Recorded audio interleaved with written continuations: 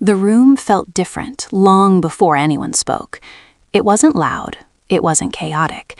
It was quiet in a way that only happens when people sense that something is about to break the routine. Cameras were already positioned, red lights glowing softly.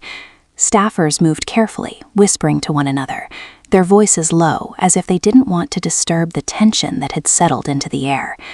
Lawmakers sat behind their microphones, papers neatly stacked, expressions controlled, professional, unreadable.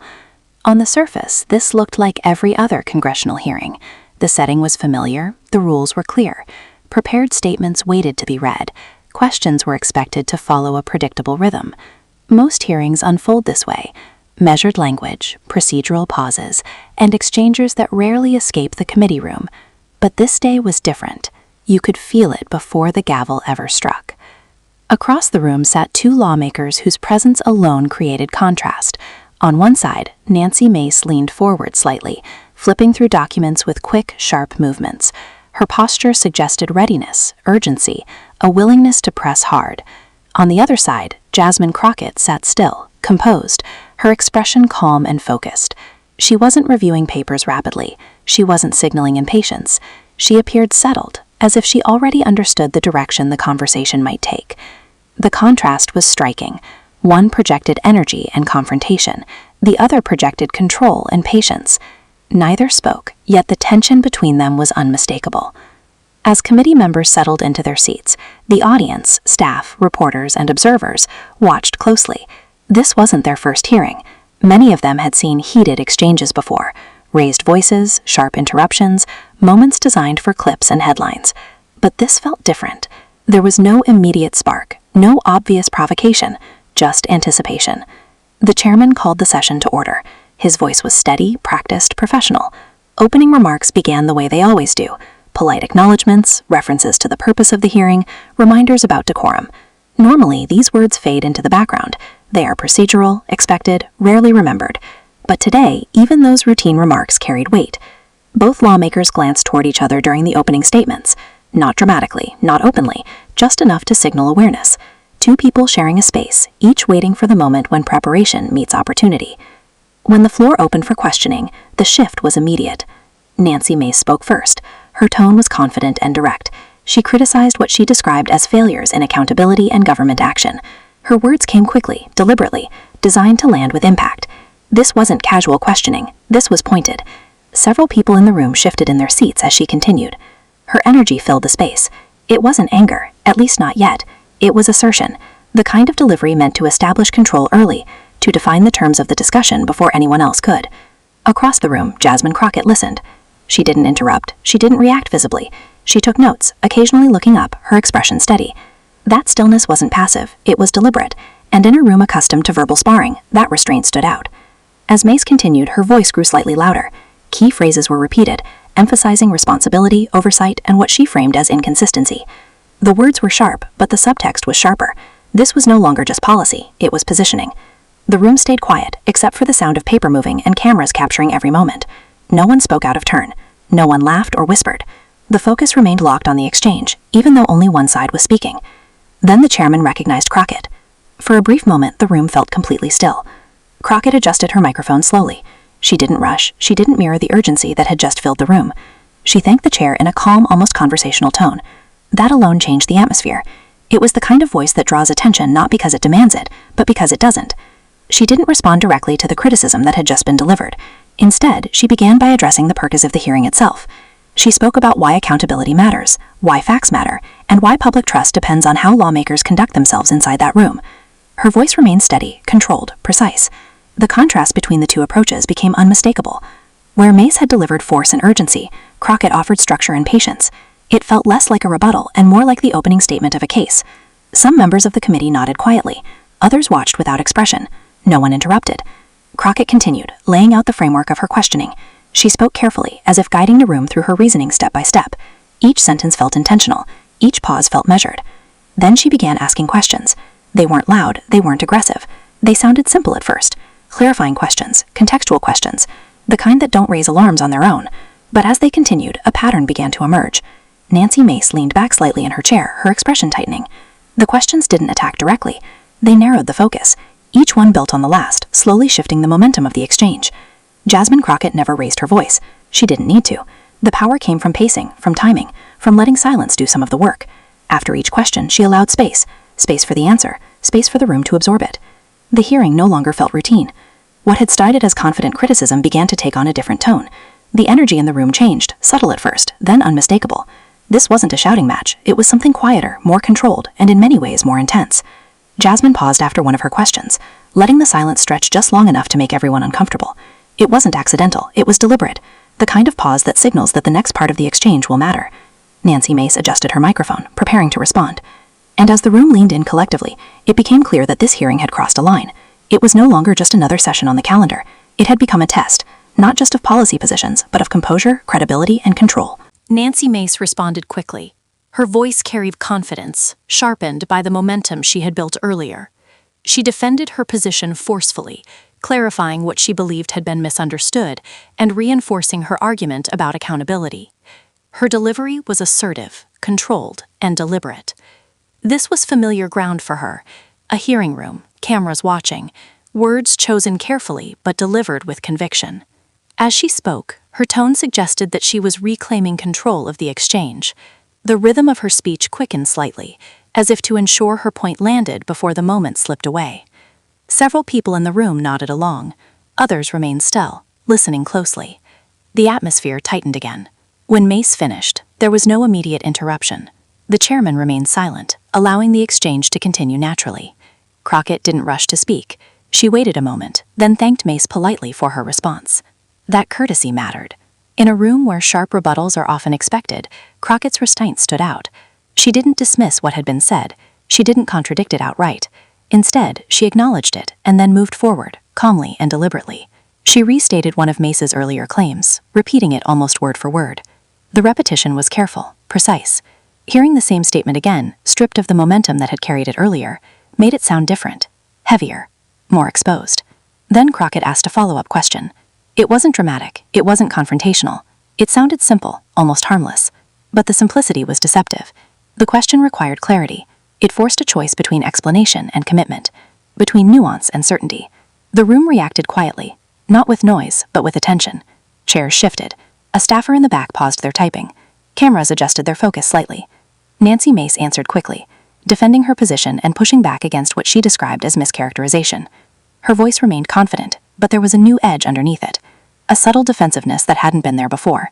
The energy in the room changed again, just slightly, but enough to be felt.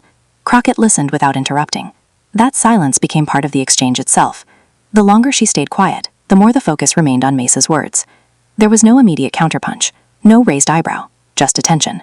When Mace finished, Crockett nodded once, slowly. Then she began connecting details. She referenced earlier testimony from the hearing, comments made in previous sessions, and statements that existed in the public record. She didn't rush. Each reference felt intentional, as if she were placing pieces on a table one by one. Alone, each piece seemed manageable. Together, they began to form a pattern. The shift in momentum was subtle but undeniable. What had started as a confident critique now felt more complicated. Crockett wasn't arguing emotionally. She wasn't trying to win a moment. She was building pressure through logic and consistency, and the room could feel it. One committee member leaned forward slightly. Another folded their arms, watching closely. Even the chairman adjusted his posture, paying closer attention than before. Crockett asked another question, this one more direct. She requested a clear answer, yes or no. For the first time, Nancy Mace hesitated. It was brief, a second, maybe less. But in a congressional hearing where every pause is recorded and replayed, a single second can feel much longer. Mace answered carefully, choosing her words with more caution than before. She emphasized context, intent, and political disagreement, rather than directly contradicting the point being raised. Crockett nodded again. That nod wasn't agreement. It was recognition, as if she had expected exactly that response. Then she repeated Mace's answer back to her, slowly and clearly. The repetition was precise, almost clinical, and then she followed it with a clarification that exposed a tension between that answer and an earlier statement. The room stirred. Not loudly, not dramatically, just the quiet collective reaction of people realizing something had shifted. Papers rustled. A few heads turned slightly toward Mace. Mace leaned forward again, ready to respond. But Crockett still had the floor. She continued speaking, calmly, steadily, maintaining control of the clock. She explained why consistency matters in congressional testimony, why statements made publicly carry weight, why precision isn't optional when lawmakers speak on the record. Her tone never changed, and somehow that made the exchange feel even more intense. Mace responded again, this time more forcefully. Her voice rose slightly as she defended her position and accused Crockett of twisting her words. The confidence was still there, but now it was accompanied by visible frustration. The chairman lightly tapped the gavel, reminding both lawmakers to direct their remarks through the chair. Crockett thanked him, politely, then returned to her questions. No anger, no raised voice, just persistence. And with every question, the pressure in the room continued to build. The exchange was no longer about policy alone. It had become something else entirely. A contest of control, of composure, of credibility. Crockett leaned slightly closer to the microphone. Her voice remained steady, deliberate. She walked the committee through a timeline, step by step. Each event sounded small on its own. Together they formed a narrative that was difficult to ignore. Nancy Mace watched closely, her posture stiff, her hands resting on the desk in front of her. She looked ready to respond at any moment. She referenced a specific comment Mace had made earlier in the hearing. At the time, it had sounded minor. Now, brought back into focus, it carried new weight. She asked another question. Mace answered quickly, pushing back with confidence. She insisted her position had been consistent from the beginning. Her tone suggested she wanted to end that line of questioning immediately. Crockett didn't argue. Instead, she reached for a document. The movement was small, but in a hearing room, small movements can command attention. Paper sliding across a desk sounded louder than voices. Crockett lifted the document slightly, not for drama, but just enough to signal that she was about to reference something specific. She began reading. The words were familiar. They were Mace's own words, taken from a previous public statement. Crockett read them slowly, clearly, ensuring every sentence landed. Then she placed the paper back down. The silence that followed felt heavier than anything that had been said so far. Nancy Mace shifted in her chair, her expression tightening again. She leaned toward her microphone, ready to explain. Before she could fully begin, Crockett asked another question. This one was direct, unavoidable. Several committee members glanced toward Mace at the same time. Mace responded with visible frustration now. She spoke about political debates, changing circumstances, and evolving information. Her voice carried more emotion than before. The careful rhythm that had defined her earlier remarks had begun to slip. Crockett remained composed. She acknowledged Mace's explanation respectfully. Then she pointed out the difference between evolving information and conflicting statements. The distinction sounded small, but it landed heavily in the room. Someone in the audience quietly cleared their throat. Crockett continued, speaking about responsibility. Not accusing, not emotional, almost instructional, as if the facts were speaking for themselves. By this point, it was clear to everyone watching that the tone of the hearing had changed. What began as a sharp critique had transformed into a slow, methodical examination, and the calmest voice in the room was now setting the pace. The confrontation was no longer building toward noise. It was building toward something far more uncomfortable. By the time the exchange reaches this point, the room has changed. Not dramatically, not loudly, but unmistakably. The earlier energy, sharp remarks, clipped responses, and subtle posturing has begun to fade. What replaces it is something heavier, slower, more deliberate, the kind of tension that doesn't need raised voices to be felt. Nancy Mace adjusts her posture, leaning slightly forward now, hands clasped tighter than before. Her earlier confidence hasn't disappeared, but it's working harder to hold its ground. Each response requires more explanation. Each sentence carries more weight. Across from her, Jasmine Crockett remains still. She doesn't interrupt. She doesn't rush. She doesn't react emotionally to anything that's been said so far. Instead, she waits. And when she speaks again, the shift becomes visible to everyone watching. Congresswoman Mace, Crockett says evenly, I want to go back to something you mentioned earlier. No accusation, no preamble, just a return. She references a prior statement, one that seemed minor when it was first mentioned, a comment made in passing, something easy to overlook if you weren't listening closely. But Crockett was listening. She repeats the words almost exactly as they were spoken, careful not to embellish or reframe them. Then she pauses, just long enough for the room to remember them too. You said accountability requires consistency, Crockett continues, that it requires following the same standard regardless of who is involved. Mace nods slightly. That's correct. Crockett doesn't respond immediately. She glances down at her notes, not hurriedly, but with purpose, like someone who already knows exactly what she's looking for. Let's talk about consistency then. The word hangs in the air. Crockett begins laying out a sequence, not opinions, not conclusions, but a timeline. Dates, public statements, official actions. Each piece placed carefully, one after the other, like stepping stones across water. She doesn't say what it means yet. She doesn't draw the connection for the audience. She lets the facts sit there on their own. With each new reference, the room grows quieter. Even the faint shuffling of paper seems to stop. Mace listens intently, her expression tightening almost imperceptibly. She knows where this is going now, Everyone does. Crockett finally looks up. "Help me understand," she says calmly, "how these positions align with the standard you just described." It's not a trap. It's an invitation. And that's what makes it harder. Mace responds carefully, choosing her words with precision. She explains context. She references intent. She reframes certain moments as exceptions rather than contradictions. On the surface, it's a solid answer. But Crockett doesn't challenge it head-on. She thanks her. Then she asks another question. This one is simpler, shorter, narrower. It isolates a single claim from the broader explanation and examines it alone. Mace answers again, still composed, but now slightly more defensive. The explanations grow longer, more layered. Crockett nods, as if acknowledging the effort. Then she introduces a document. Not dramatically, not theatrically. She merely references it. Public record, widely available, already part of the official archive. She reads a line from it verbatim. And suddenly, the earlier explanation doesn't sit the same way. The room shifts again. Crockett doesn't accuse Mace of dishonesty. She doesn't suggest bad faith. She doesn't even say the words contradiction or inconsistency. She doesn't have to. She simply asks how the statement in the document fits with the explanation just given. This is the moment where the dynamic fully turns. Because now, the responses aren't shaping the narrative anymore. They're reacting to it. Mace answers, but her tone has changed. There's an edge of urgency now. A need to clarify, to correct, to regain control of the framing. Crockett remains steady.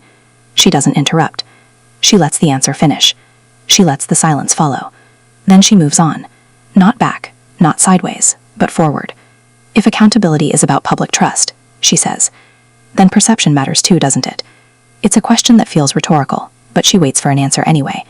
Mace agrees. Crockett nods once. Then let's talk about perception.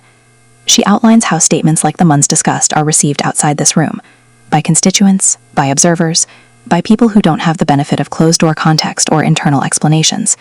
Her tone never shifts into commentary. She doesn't tell anyone what to think. She describes what people see. And that distinction is powerful, because it reframes the issue from internal logic to external impact. Mace responds again, pointing out media distortion, selective coverage, and political bias. It's a familiar argument, and not an unreasonable one. But Crockett doesn't debate the media. She brings it back to responsibility. To be clear, she says, I'm not asking about how others portray your words. I'm asking about the responsibility that comes with knowing how those words will land. That line lands hard. The room feels it. This isn't about winning an argument anymore. It's about standards. Crockett's questions now come closer together, but they never feel rushed. Each one builds directly on the last, tightening the frame, narrowing the space for broad answers. Mace continues to respond, but the momentum is no longer hers. She's explaining instead of asserting, clarifying instead of challenging. And through it all, Crockett remains exactly the same, measured, composed, and unshaken. Observers watching this exchange can sense it. This is no longer a heated confrontation in the traditional sense. There's no shouting, no dramatic gestures, no explosive moment. But the power in the room has shifted unmistakably, because the louder presence is no longer the one speaking the most. It's the one asking the questions that don't need emphasis. As this segment draws to a close, Crockett finishes her line of questioning with something that sounds almost procedural. I appreciate your answers, she says. I think the record will speak for itself. She doesn't say what the record will show. She doesn't summarize. She doesn't editorialize. She simply lets it stand. And in that moment, the silence that follows feels louder than anything that's been said all day. By now, the hearing no longer feels procedural. It feels examined. Not because anyone has raised their voice or broken decorum, but because every word spoken carries consequences, the kind that don't disappear once the microphones turn off. Nancy Mace takes a breath before responding to the next question. It's subtle, but noticeable. The earlier rhythm she maintained, assert, clarify, move on, has slowed. Each answer now seems to require internal calculation. Across from her, Jasmine Crockett maintains the same posture she's held from the beginning, straight-backed, hands steady, expression neutral. She has not changed her tone once. That consistency has become its own message. Congresswoman Mace, Crockett begins again. Earlier, you emphasized transparency as a cornerstone of effective oversight. Mace nods. Yes. Crockett continues. Transparency requires clarity, correct? Another nod. No pushback, no hesitation. Crockett glances briefly at her notes, then looks up. Then I want to clarify something for the record. The phrasing matters. She's not framing this as a debate. She's framing it as documentation. She references a series of actions, carefully worded, fact-based, stripped of adjectives. No accusations, no loaded language, just a sequence that anyone could verify if they chose to. As she speaks, the room becomes noticeably still again. Mace listens, but her expression tightens. She shifts slightly in her chair, uncrossing and recrossing her hands. When Crockett finishes laying out the sequence, there's a pause. Then Mace responds. Her answer is longer now, more layered. She explains intent, context, interpretation. She emphasizes that decisions made under pressure cannot always be judged cleanly after the fact. It's a reasonable defense. But Crockett doesn't argue against it. Instead, she narrows the lens. I understand that perspective, she says evenly, but I'm asking specifically about the message sent when explanations differ depending on the audience. That's the pivot. The issue is no longer what was done. It's how it was explained, and to whom. Mace pushes back gently at first. She argues that audiences are different, that complexity requires tailoring communication, that nuance often gets lost in sound bites. Crockett listens carefully. Then she asks a question that feels deceptively simple. Should accountability sound different based on who's listening? The silence that follows is longer than before. Mace answers, but this time the certainty isn't there. She clarifies, rephrases, adjusts mid-sentence. The response circles the question without landing cleanly. Crockett nods slowly. She doesn't correct the answer. She doesn't challenge it. She moves on.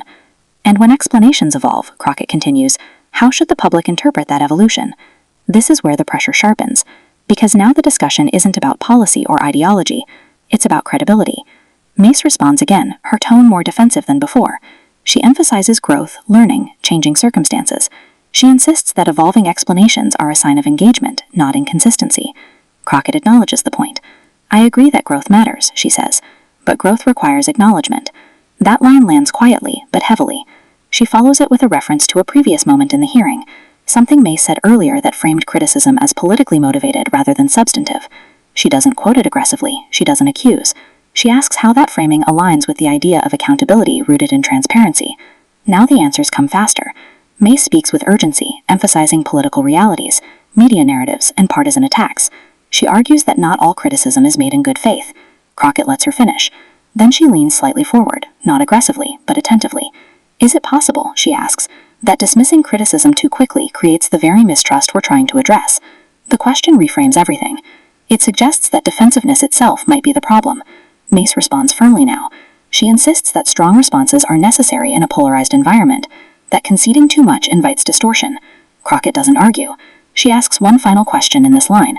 Where is the line, she says, between defending your position and insulating it from scrutiny? That's the moment the room fully recognizes the shift, because this is no longer an exchange between equals sparring for airtime. This is an examination. Mace answers, but the response lacks the earlier sharpness. It's careful, cautious, and noticeably constrained. Crockett nods once more. She doesn't press further. Instead, she transitions. I want to be clear, she says. This isn't about intent, it's about impact. She explains, again, calmly, how public confidence is shaped not by internal justifications, but by visible consistency.